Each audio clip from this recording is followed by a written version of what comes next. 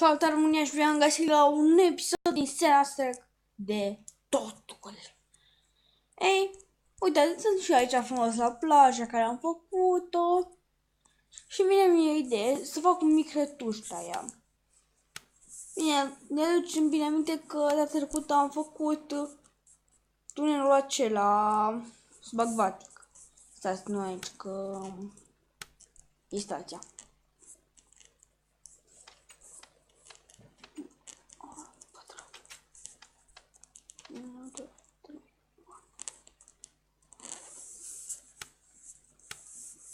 Asta cum ar veni sunt niște boxe.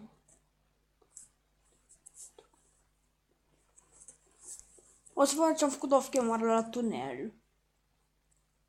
Bine, deja e gata. Acum trebuie doar să vedeți. Sper că o să vă placă, nu știu. Sper și eu. Unde sunt patru.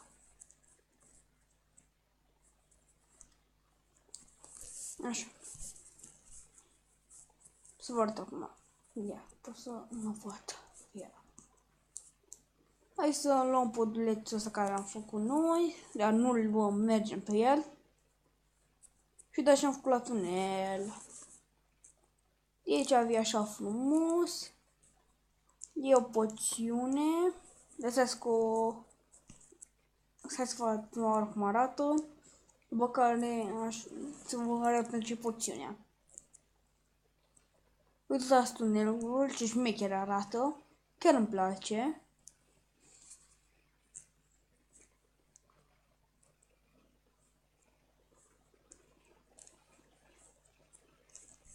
Și aici am pus eu aici din asta de piatră și unde sunt blocurile de redstone, adică doar în colțuri, am pus redstone lamp. Acum să vă arăt pentru ce am luat și poțiunea. Am pus acolo.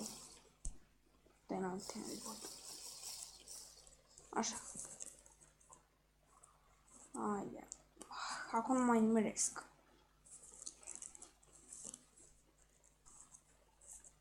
Uite-te și șmecher se vede. Uite așa pe sub apă. Pentru asta e poțiune, de-aia am pus acolo două, doar așa, de formă. Că cum ar veni de acolo, iei poțiunea și o bei și îmi vii în tunel, așa. Și din 10 în 10 am pus câte așa un pereche de glowstone. Și începem din insulă, uitați cum am pus. Sincer, chiar îmi place cum a ieșit. Acum scap de chestiile inutile. În episodul de astăzi nu știu clar ce să facem. Mă gândeam să mai nivelăm, dar nu cred că v-ați dori să vedeți asta. Sau să fac faleza asta care tot zicem că o fac. Hai că mă fac de faleză. Să fac un model sau ceva cu fence. Eu am un birch cu un dark oak și... Așa. Așa. Și ce că duc foarte bine. Hai că așa tot o faleză. După care am eu o idee care folosesc mereu de niște lămpi. O să vedeți voi cum va fi mai exact. Și până atunci o să facem... O să punem gardul acesta. Aici să văd cum fac, că uitați, astea nu se unesc glowstone cu sticla, nu se unesc cu fence-ul.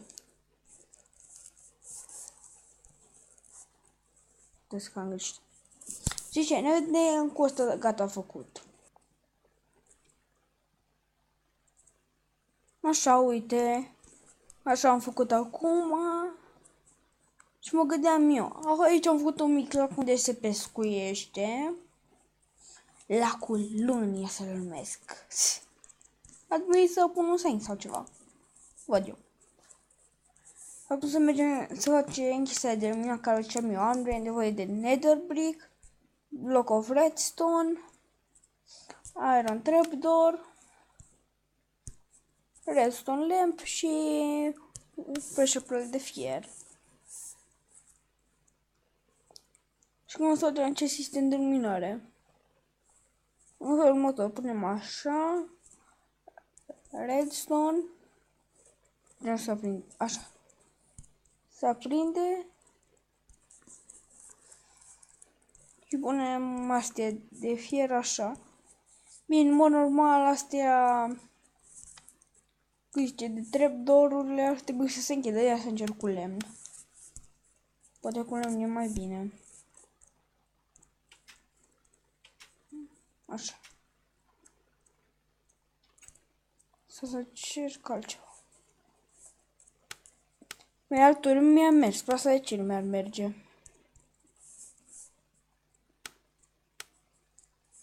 Ia să încerc un lever.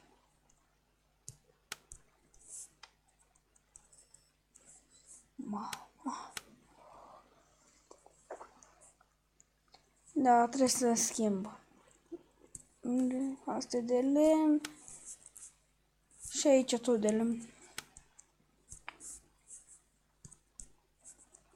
Deci îmi plăcea că are un așa, un aspect modern, să zic așa.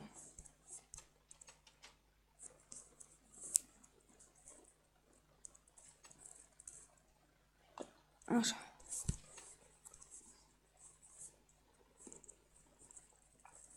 Și deci aceasta este lampa. Sincer că îmi place designul așa ca idee. Că uitați. Asta de redstone ține asta lemn activat mereu.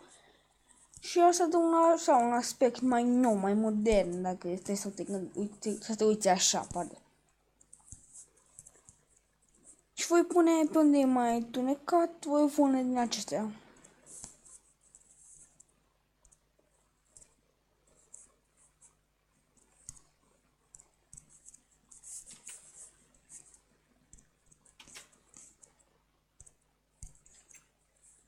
Ar trebui să pun peste tot.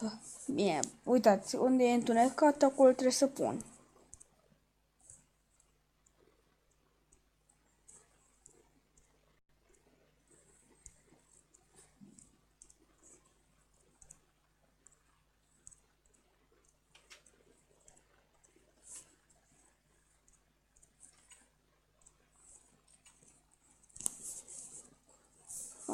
Și aici mă gândeam să fac așa.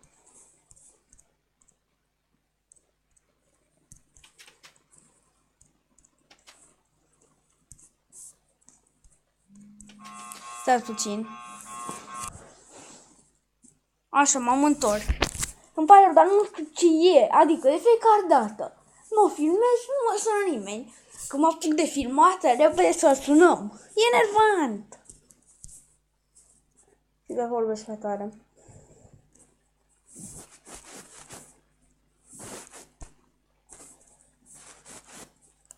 Hai să continui.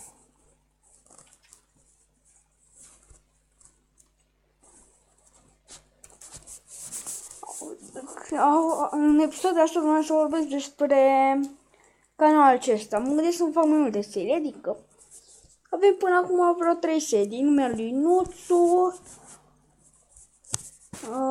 asta totul și mai șmecherile. Mă gândesc dacă să fac și mapele astea de pe internet cu parcurs, bază sau așa. Cred că încep și o serie din aceasta. Cred că o să încerc să filmez după ce termin episodul ăsta.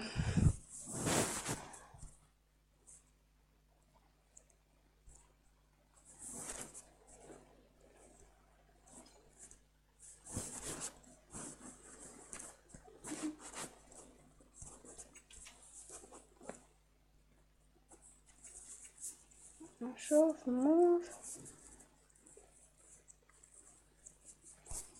Să fac și pe aici ceva.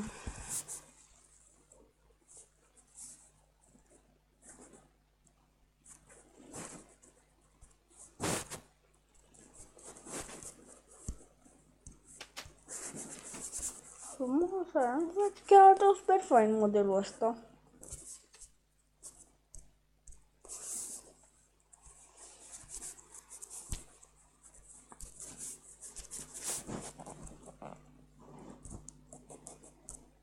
Așa.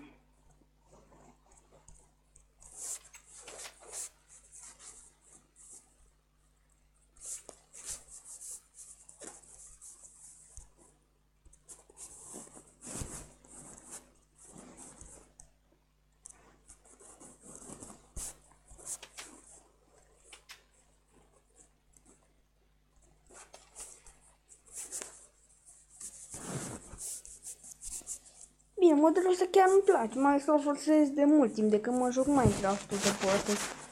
Bine, când e 0.13 de fapt, 0.13.0. Ca de atât ce a fost lansat Redstone Block și nu Redstone Block, Redstone Lamp, pardon.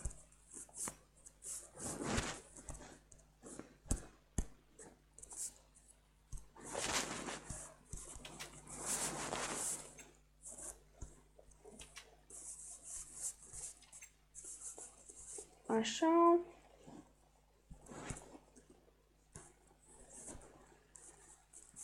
Mai pun două, uite.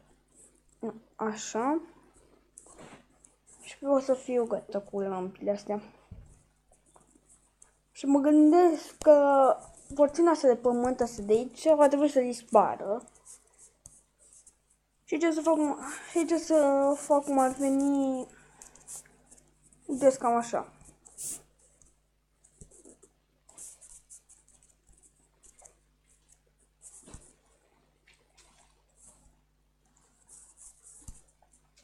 Cam așa mă gândesc să tai, să rămână așa insula asta.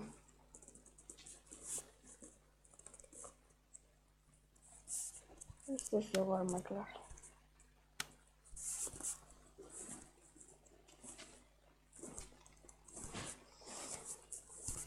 Adică, din partea asta, din detaliu încolo, nu o să mai existe, o să rămână doar de aici încolo. Este așa, să cred că o să fac eu off camera. Că nu cred că doriți să vedeți cum nivelez pe acolo, va distrug o insulă. Chiar nu e nimic interesant acolo, doar că sparg blocuri. O să mai bine fac eu tot off camera și vă arăt rezultatul final.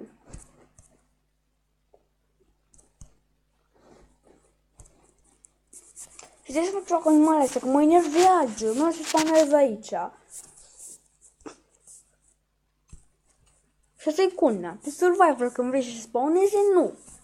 Dar pe creativ aici, când ai nevoie de ele, repede. E enervant. Bine, aici e gata. Urmă pun și pe aici niște lămpi. Bine, fiți atenți aici la ce mă gândeam. Aici nivelez frumos și găsesc eu ceva. Aici mă ridic cu 2 blocuri în sus. Și aici o să fac un fel de parc, gen nu de instalație sau așa, din unde se relaxează bătrâni și așa, cu fântână frumos. Și cu mini-țarc unde îl pun pe rubă, îl port cu acela din story mod. Modul de poveste din Minecraft. Bănuiesc că știți.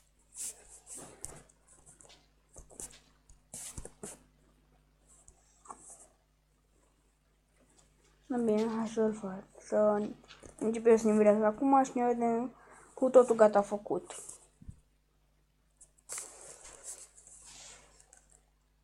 Așa, ne-am întors, uitați că nu m-a rămas nimic din bucata cea de pământ. Asta repar acum.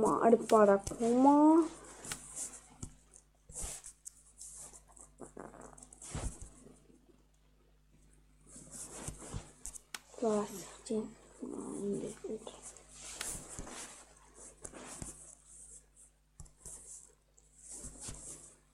gata.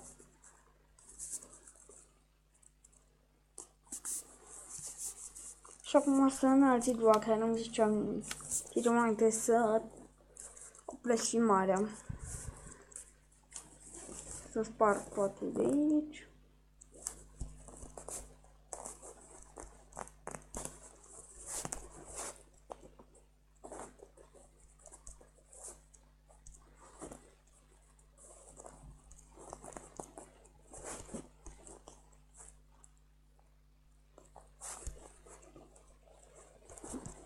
Așa.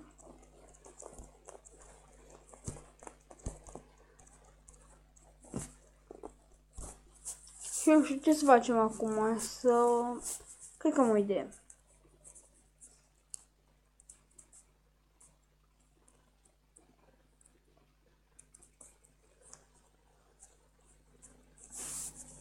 Uite.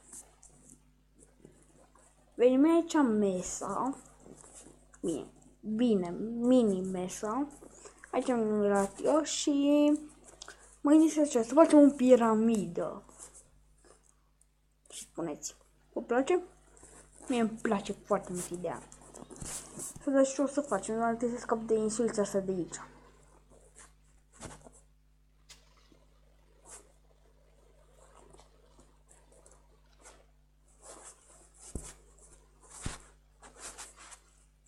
Așa.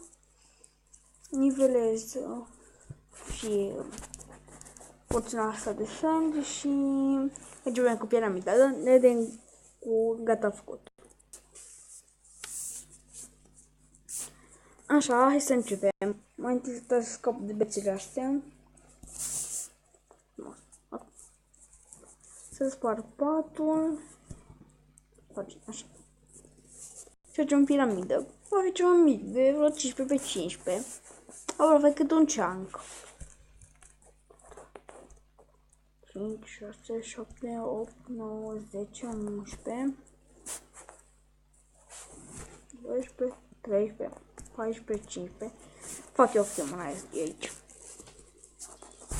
1, 2, 3, 4, 5, 6, 7, 8, 9, 10, 11, 12, 13, 14, 15. 1,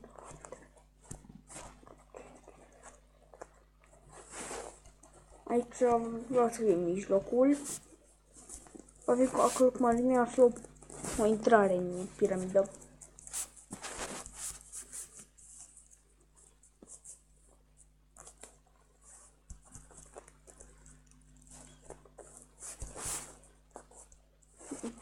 Bine, bravo.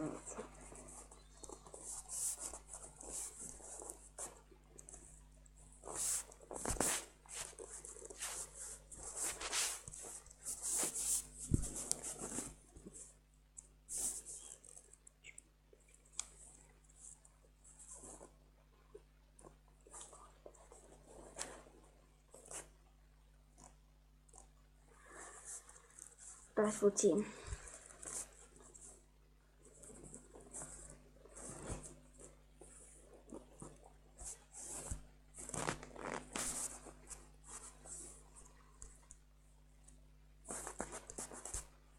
Așa.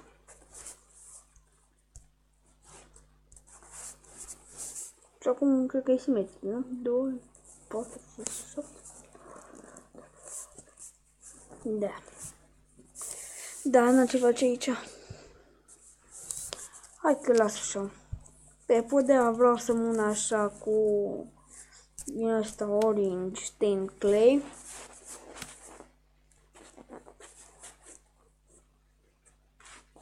Văd-o foarte bine cu părerea mea, nu se spune.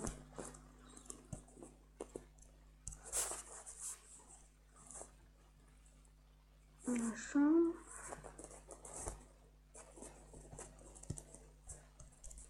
Și o să fac eu ceva în piramida asta. Oricum, ca să ajungi la asta, o să fac un sistem de rail-uri, cum ar veni. Era să fie ceva o gară în care să ducă și într-un loc spre mai multe locuri.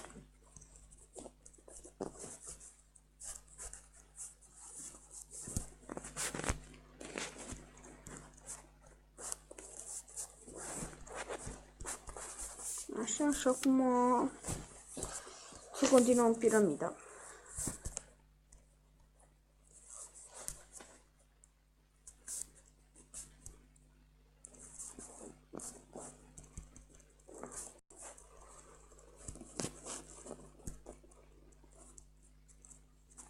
Nici mi-a fi fost o listă dacă i-am pe 15.0 sau 16. Mă rog, este original așa. Sam Beacon. Că aș fi avut o idee. Ca pe centrul piramidei, cum ar veni să zicem că aici în mijloc, și acolo e o gaură. Acolo, aici din jos sub pământ, se pune scoraja de beacon.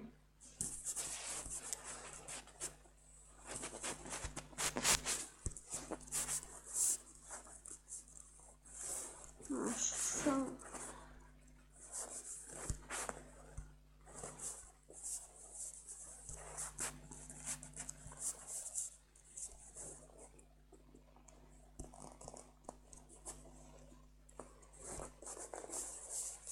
Aici văd ce fac eu, găsesc eu model.